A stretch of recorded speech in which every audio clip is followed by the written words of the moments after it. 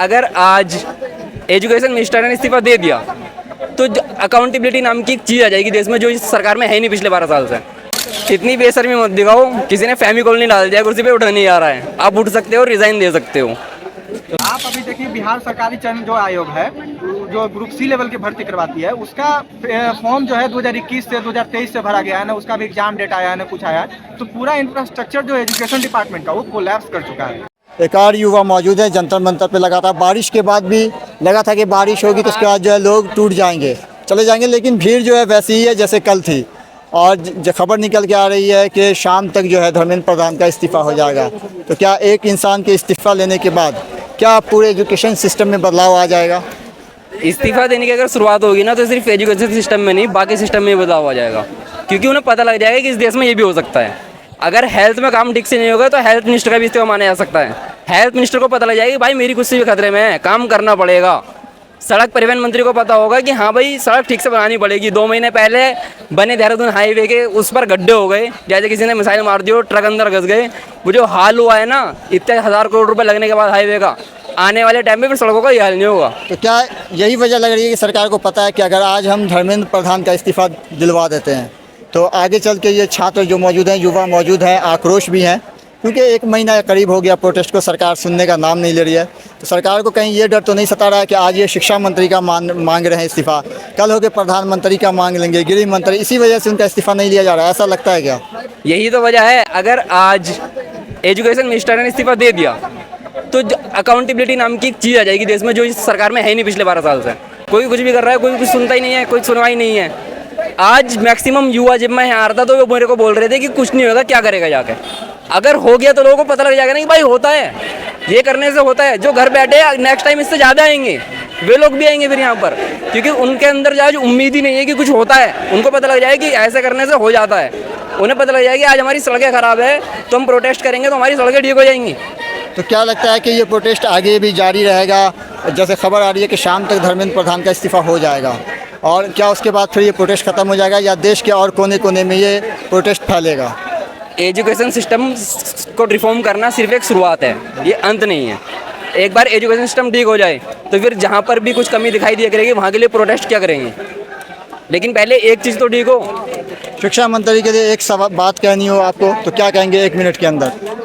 इतनी बेशर्मी मत दिखाओ, किसी ने फेविकोल नहीं डाल दिया कुर्सी पे, उठा नहीं आ रहा है, आप उठ सकते हो, रिजाइन दे सकते हो।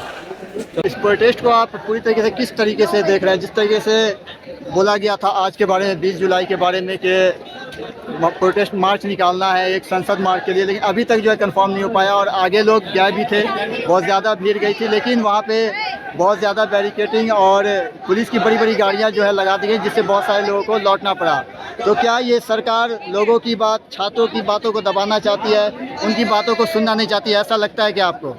पहली बात तो ये प्रोटेस्ट बिल्कुल जो है वो शिक्षा के लिए स्टूडेंट का प्रोटेस्ट है। ये बात सही है कि सरकार जो है वो तानाशाही टाइप का चीज़ कर रही है। सरकार जो है नागरिक जो है उनके अधिकार को कर्टेल कर रही है और हमको वहाँ जाने से रोक रही है, लेकिन फिर भी यहाँ लोग आए हैं और लोग अपनी असहमति दर्ज करवा रहे हैं। तो क्या लगता है कि ये प्रोटेस्ट सफल हो पाएगा? सरकार शाम तक सुनेगी जो छात्रों की डिमांड है, जो लोगों की डिमांड है? लगातार देश में पेपर लीक का मुद्दा जो है वो बढ़ता जा रहा है, आए दिन किसी न किसी राज्य से खबर आती है कि पेपर लीक हो गया। तो क्या शाम तक उम्मीद है कि सरकार कुछ एक्शन लेगी, कुछ जवाब देगी सरकार? उम्मीद पर तो दुनिया कायम है, हम लोग उम्मीद के भरोसे ही चल रहे हैं और सरकार को नेगोशिएशन करना भी चाहिए। जो लोग जिम्मेदार हैं इसमें पेपर लीक में, और ये जो पूरा इंफ्रास्ट्रक्चर है इनका, ये सही से ना एग्जाम करवा पाते हैं, ना एग्जाम में ट्रांसपेरेंसी है, उसके लेकर बात होनी चाहिए और बड़े बहुत स्तर पर बात होनी चाहिए। और संसद में भी इसको लेकर जो हमारे नेता है, विपक्ष के नेता प्रतिपक्ष राहुल गांधी है, वो भी इस पर बात करे, और भी जो लोग हैं सक्षम लोग हैं वो इस पर बात करें। और मैं बेसिकली बिहार से हूँ, तो बिहार में अभी जो ADO का पेपर लीक हुआ वहाँ पे BPSC का, उसी के सिनेरियो को देखते हुए अभी बिहार जो PCS का एग्जाम था 26 जुलाई को, उसको कैंसिल कर दिया गया, वो एग्जाम नहीं हो रहा। तो आदमी पहले तो तैयारी करे, फॉर्म भरे, उसके बाद वो जब पेपर लीक हो जाता है। आपने BPSC ADO की बात करी, हाँ। बहुत सारे छात्रों ने दिया था, एक दिन में 4-4 घंटे का परीक्षा हुआ था, 2-2 पाली में हुआ था।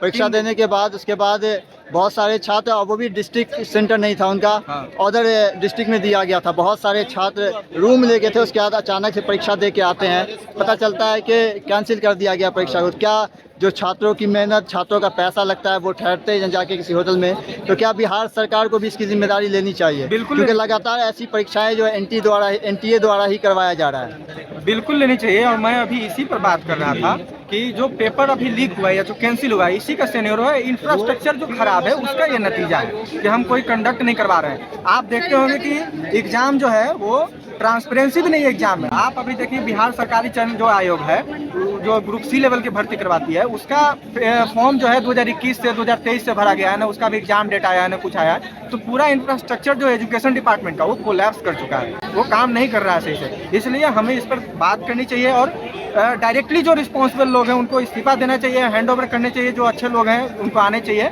और इस पर बात होनी चाहिए। क्या लग रहा है कि अगर आज प्रोटेस्ट वहां तक नहीं पहुंच पाती है संसद मार्ग तक, तो उसके बाद भी लगातार छात्र और लोग जो हैं जिस तरीके से जंतर मंतर पे थे वैसे ही जमा रहेंगे? बिल्कुल जमा होना भी चाहिए और जमे रहने चाहिए, क्योंकि इसके अलावा हमारे पास कोई विकल्प नहीं बचता है, क्योंकि सरकार नेगोशिएशन करने के लिए तैयार नहीं है।